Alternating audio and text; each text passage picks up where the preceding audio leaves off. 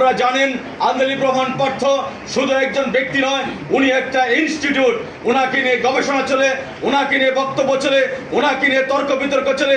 এই নতুন প্রজন্মের সামনে কাকে নিয়ে আমরা তর্ক বিতর্ক করব? এমনই একজন নেতার সাথে আমরা রাজনীতি করি, যে নেতাকে নিয়ে টক শো চলে, যে নেতাকে নিয়ে ঘাটে পথে কন্দরে কথাবার্তা চলে। তার কি ভিত্তিতে চলে?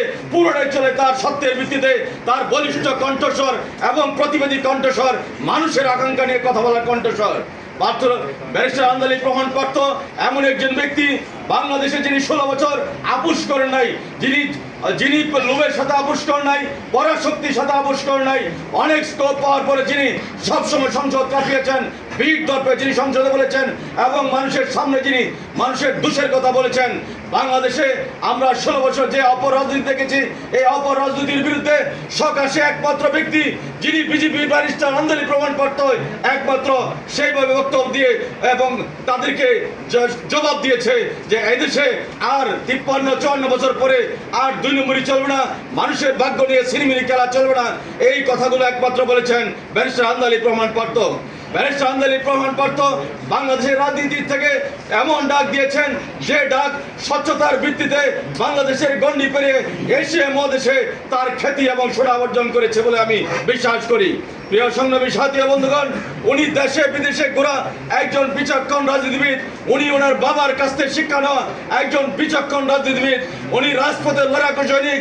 উনি একজন বলিষ্ঠ কণ্ঠের এবং রাজনৈতিক মাঠে একজন যুক্তিবাদী বক্তা, যার কথাকে খণ্ডন করার সেই দিনও সংসদে ছিল না, সেই দিনও কোনো মন্ত্রী মিনিস্টার ছিল না, সেই দিনও কোনো প্রধানমন্ত্রী ছিল না।